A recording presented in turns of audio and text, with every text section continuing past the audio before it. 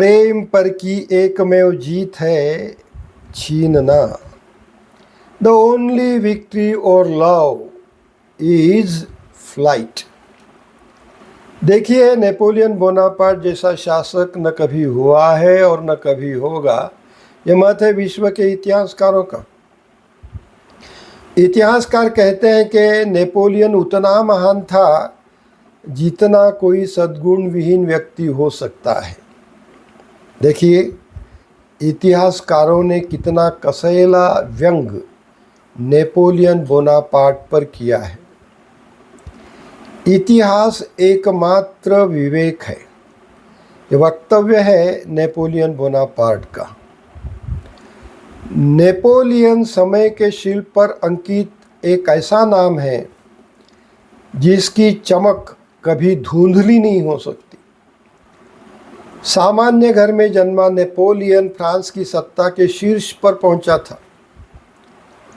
उसका जीवन एक तरफ सत्ता और शोहरत से जगमग रहा, तो दूसरी तरफ विफलता, पराजय और गुमनामी की ढलान भी उसने देखी थी।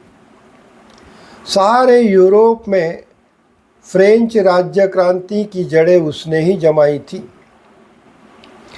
तो दोस्तों, आज मैं आपको एक ऐसे अनजाने सफ़र पर ले चलता हूँ जो सफ़र नेपोलियन बोनापार्ट से जुड़ा है और नेपोलियन बोनापार्ट के कुछ अनजान अनकहे प्रेम कथाओं के अंशों से भी जुड़ा है।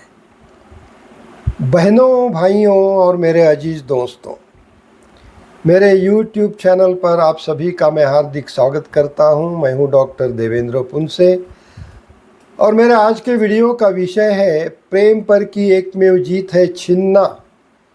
The only victory over love is flight. इस वाक्य को हम ऐसे भी कह सकते हैं कि छीनकर ही प्रेम को जीता जा सकता है, या फिर व्यक्ति की सफलता ही प्रेम पर के जीत की ऊंची उड़ान है। नेपोलियन का मानना था कि खूबसूरत औरत का प्यार जीतना है तो अपने पराक्रम या कर्तृत्व की उड़ान हमेशा ऊंची रखनी चाहिए, या फिर अपने पराक्रम या कर्तृत्व से औरत का प्यार छीनना चाहिए। दोस्तों, आज मैं नेपोलियन बोनापार्ट के प्रेम कथाओं की जानकारी लेकर आया हूँ। इतिहासकार कहते हैं कि कोई भी शासक, कोई भी सम्राट या फिर तानाशाह किसी और से प्रेम नहीं करते। लेकिन क्या तानाशाह इंसान नहीं होते? क्या ना तानाशाह मानवीय भावनाओं से परे होते हैं? ऐसा होता तो मानव जाति के सबसे बड़े संहारक एडोल्फ हिटलर उनकी प्रेमिका इवा ब्राउन से प्रेम नहीं करते। नेपोलियन तो काफ़ी प्रेमी जीव था। हिटलर की अपेक्षा नेपोलियन मानवीय था।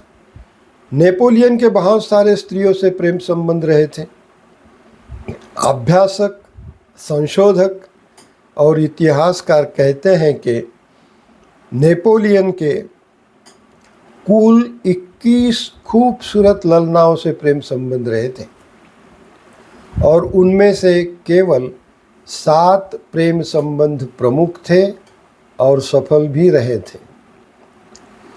लेकिन आज के इस वीडियो में मैं नेपोलियन के सिर्फ 4 प्रेम संबंधों की जानकारी दे रहा हूँ।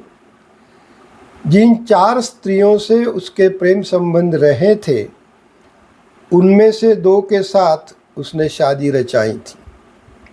तो सुनिए, नेपोलियन का पहला प्यार थी डेजिरे क्लैरी या डिज़ायरी क्लैरी। डेजिरे एक सिल्क मर्चेंट की बेटी थी। नेपोलियन डेजिरे से प्यार करने लगा था। डेजिरे से उसकी मुलाकात 1794 में हुई थी। उनकी इंगेजमेंट मरसाय में 21 अप्रैल 1795 में हुई थी। लेकिन वह इंगेजमेंट शादी में तब्दील न हो सकी थी, क्योंकि देजीरे ने नेपोलियन के सेनापति जॉन बैप्टिस्ट बर्नार्डो से शादी रचाई थी। वही बर्नार्डो बाद में स्वीडन का राजा बना था और देजीरे रानी बनी थी। नेपोलियन ने देजीरे को लिखे एक प्रेम पत्र का छोटा सा अंश सुनिए। नेपोलियन कहते हैं, प्रिय, कल संध्या को मैं लिएज पहुंच जाऊंगा। मेरी प्यारी, मेरी मधुर रानी, विदा। मुझे भूलना मत और उसे प्यार करती रहना जो जीवन भर के लिए केवल तुम्हारा ही है। नेपोलियन का दूसरा प्यार थी जोसेफिन डी ब्योर्नेस। सच्चा प्यार जिसको कहते हैं ना, वह नेपोलियन और जोसेफिन में था। जोसेफिन उम्र में नेपोलियन से 6 साल बड़ी थी और विधवा थी। वो समय था जब यूरोप की जनता नेपोलियन के खिलाफ होने लगी थी। नेपोलियन को व्यभिचारी, अनाचारी, दुराचारी साबित करने के लिए योजनाएं रचने लगी थी। फिर भी धीरे धीरे दोनों का प्यार परवान चढ़ा और शादी में तब्दील हो गया था।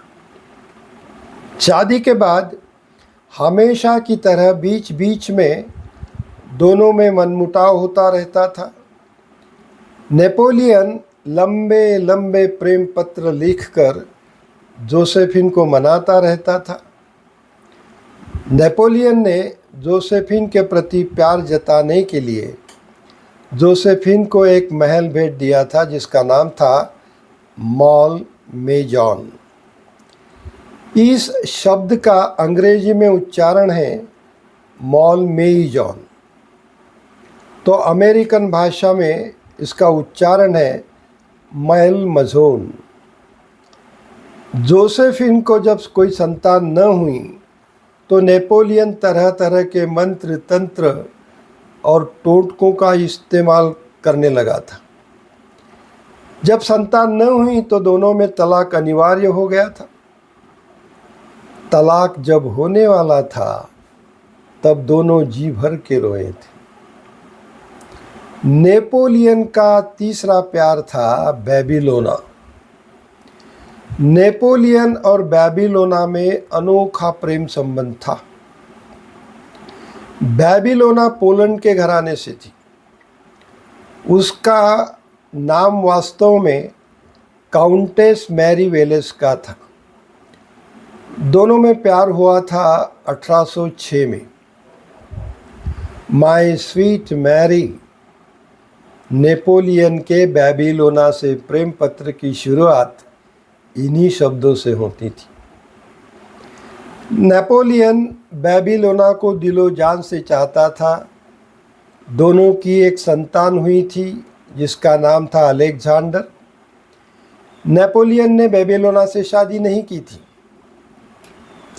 फिंकेनस्टाइन नाम के एक महल में दोनों एक साथ रहते थे। वह इतिहास का एक असफल प्रेम संबंध रहा था। नेपोलियन का चौथा प्रेम थी मारी लुईजी। लुईजी को लूसी भी कहते हैं। नेपोलियन को कुलीन उत्तराधिकारी की ज़रूरत होने लगी थी। उस वक्त यूरोप का सबसे बड़ा राजघराना था ऑस्ट्रिया का हैब्सबर्ग परिवार। मारी उसी राजघराने की लड़की थी। दोनों एक दूसरे को बहुत चाहते थे। दोनों की भाषाएं अलग अलग थी। दोनों के देश अलग अलग थे। नेपोलियन को मारी से एक पुत्र हुआ। तब नेपोलियन का आनंद 7वें आसमान पर पहुंच गया था। नेपोलियन ने उस लड़के को रोम का राजा घोषित कर दिया। ये नेपोलियन की बहुत बड़ी गलती थी। मानव जाति की ऐतिहासिक कमजोरी थी। लुईजी ने नेपोलियन को लिखे एक पत्र का अंश सुनिए। लुईजी कहती हैं, मेरे प्रियतम, मैं बिल्कुल ठीक से तो नहीं रहती, पर तुम जानते ही हो कि मुझ में हिम्मत की कमी नहीं है, इसलिए मेरी फिक्र न करना। मुझ में वह सब करने की शक्ति है जो मुझे अपने बचाव के लिए करना पड़ सकता है। इस दुनिया में मुझे और कुछ भी नहीं चाहिए। जब तक मेरी जान में जान है, तब तक तुम मुझ में विश्वास बनाए रखना। तुम्हारी वफादार और प्यारी लुईजी। वह दौर था जब नेपोलियन को भूमध्य सागर स्थित एल्बा टापू पर नज़रबंद कर दिया गया था। बाद में एक रात को नेपोलियन उसके कुछ साथियों के साथ एल्बा की कैद से भागने में सफल हो गया था।